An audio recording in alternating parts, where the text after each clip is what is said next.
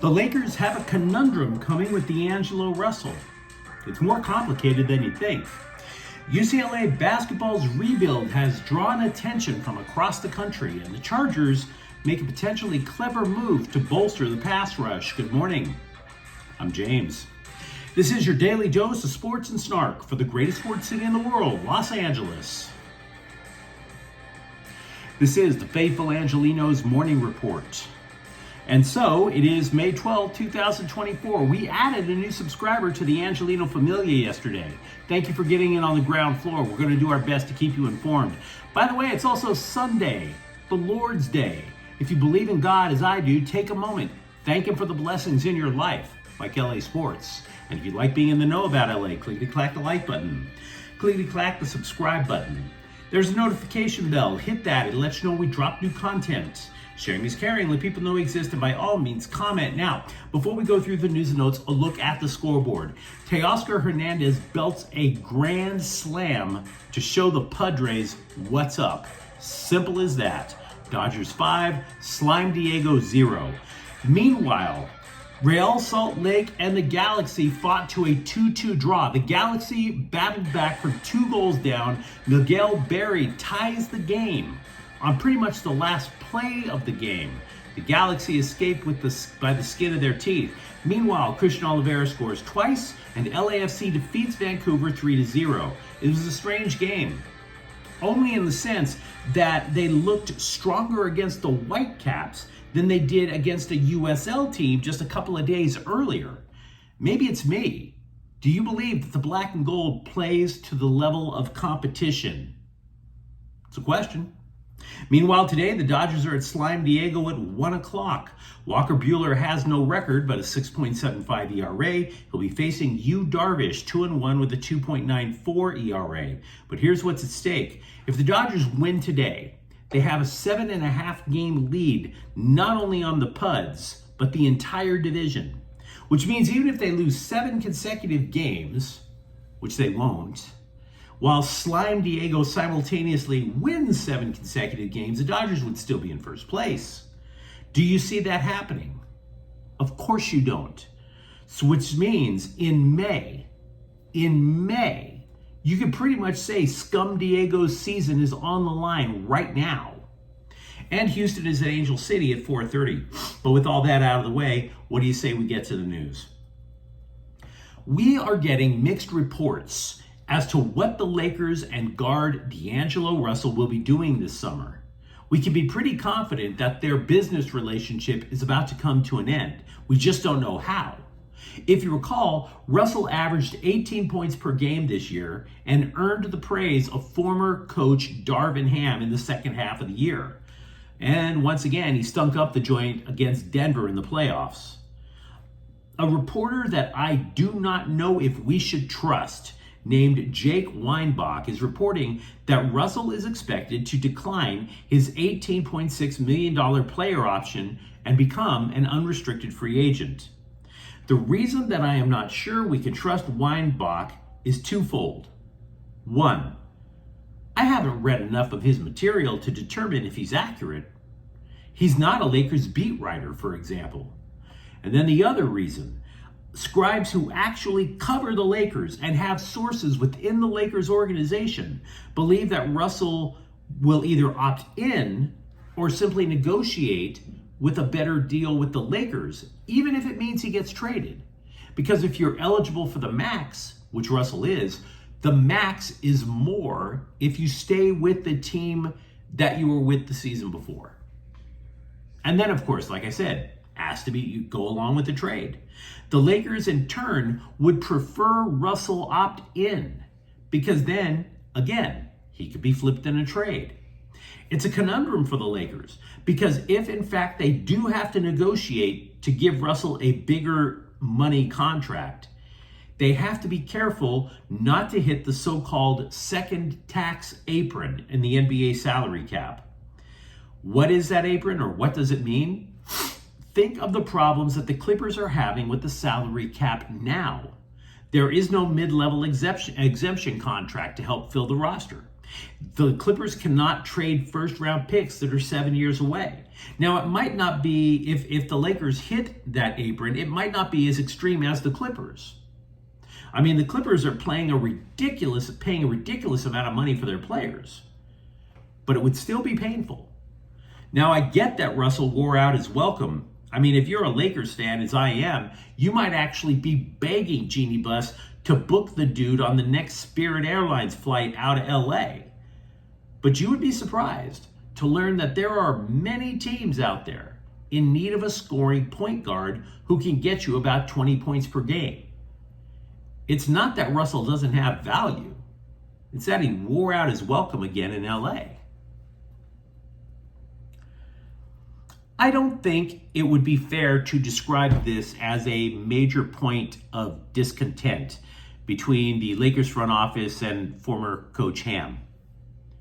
But the front office really wanted Max Christie to get more playing time. The 2022 second round pick will be a restricted free agent this summer. He averaged only 4.2 points per game, but make no mistake, the front office loves the guy. And they wanted to see him develop, which only, of course, happens on the court. So retaining him is a priority to the Lakers. Obviously, just not the priority.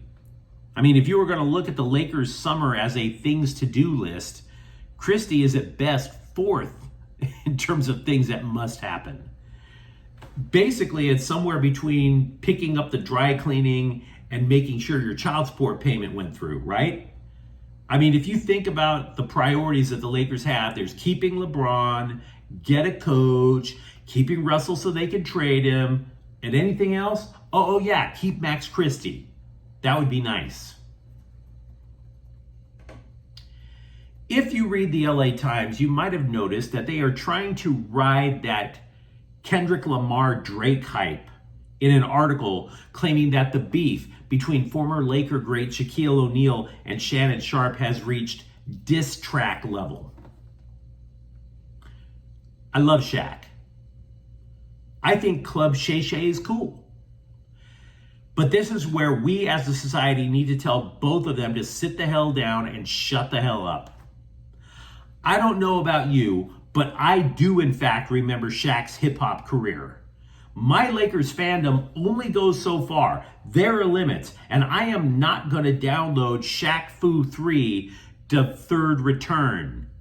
I'm not going to do it. You may not like Drake, but if you suggest Shaq or Shannon Sharpe have better flow, you have lost your mind. You have lost your mind if you think that they are both better than Drake.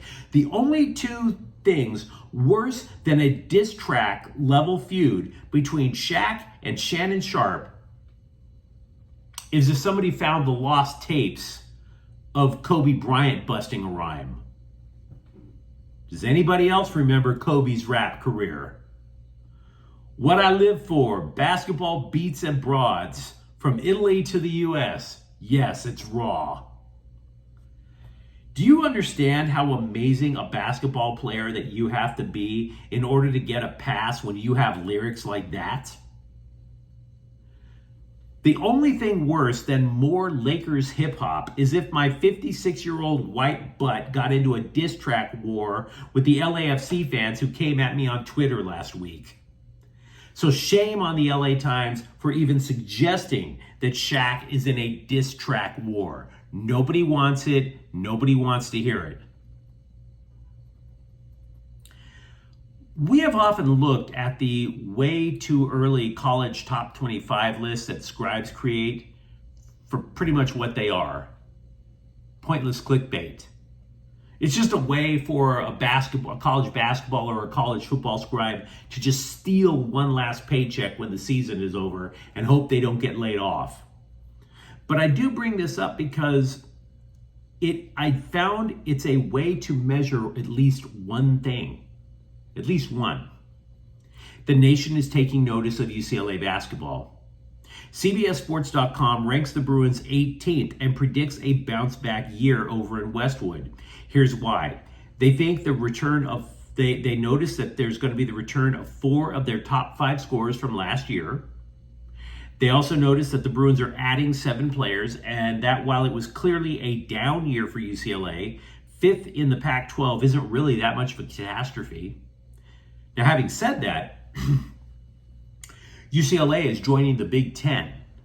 There are 3 Big Ten teams ranked ahead of the Bruins, but finishing 4th in that conference should easily get you back into the NCAA tournament.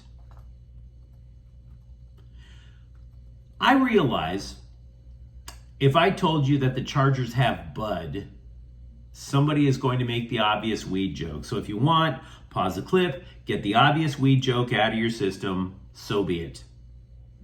But the Chargers added an outside linebacker named Bud Dupree, last seen playing with the Atlanta Falcons. Dupree was really strong last year with 6.5 sacks. Surprisingly, turned out to be the Falcons' top edge rusher. Now look, he's obviously not going to replace Khalil Mack or Joey Bosa. I don't even know if he's going to be higher on the depth chart than Tui Tuipulotu. But there is a belief that much like you can't have too many cornerbacks, there's a belief that you also can't have too many edge rushers. Maybe that's why they added Dupree. But consider this. Maybe it's just not depth. Even if you weren't a fan of the alleged defensive mastermind Brandon Staley when he ran the Bolts, at least he would scheme 3 outside linebackers on the rush, and one of them would just duck inside. They did it a couple of years ago when they had Kyle Van Noy, who now plays in Baltimore. Kind of works like a stunt on the defensive line, right? So if you're thinking outside the box in terms of generating a pass rush, I think it might work having Dupree in as a 3rd outside rusher. What has surprised you so far about the Dodgers season? I think it's fair to say that much like a marriage that's lasted for decades, you have to look for surprises. We know, for example, that the Dodgers pitchers are going to get injured more often than the cast of Jackass. We know the lineup swings for the fences maybe a little bit too much, and yet they're still going to win 100 games. Could I suggest at least one surprise has been the effectiveness of Gavin Stone? He, like other young Dodger arms, struggled at the start of the year, but his ERA over 7 starts is just 3.55. I mean, that's not going to put him in the running for the Cy Young Award winner or anything like that, but it means he damn sure is being an effective major leaguer. Yesterday morning, also on this channel, I was describing a season of woe for James Outman, and I mentioned how the Dodgers will have a decision to make when Jason Hayward returns. Well, the LA Times is reporting that the Dodgers expect Hayward back in about 2 weeks. So, dude, clock is ticking. Meanwhile, the Orange County Register is reporting that Bobby Miller threw a bullpen session to test his shoulder. Facing live hitters would be the next step, but there is no timetable for his return. Former USC basketball forward Brandon Gardner, who was part of the furious scramble to the life rafts when the SS Andy Enfield started to sink, has decided to transfer to Arizona State. Now, I wouldn't panic too much over it if I were a Trojans fan. The former Mr. Basketball of New York only played 1 game because he had a foot injury that pretty much wiped out his year. The highlight of his Trojans career is leaping over Caleb Williams to throw down in a dunk contest. Now, to be honest, it was a cool dunk. He cleared Caleb Williams with ease, but you still got to be on the court to make a difference. So it's kind of like he was never there in the first place. Did you know that the WNBA, like the NBA, has an in-season tournament? Yeah. Matter of fact, the WNBA had it first. I bring that up for people who look for reasons to despise the WNBA. And that reason, that's a legit reason to hate the WNBA. But as for the Sparks, they concluded their preseason Friday. They have to cut 5 players by tomorrow. But you let me know what you think in the comments thread. Talk to me, for example, about what you would do with D'Angelo Russell. Are you a believer that UCLA basketball is going to have a big rebound here? And if you enjoyed the content, don't forget to subscribe to Faithful Angelenos. We're talking LA sports every single day here. Thank you for watching. I'm James. We'll be back tomorrow. Faithful Angelenos is a Kian Corte El Queso production. Take care.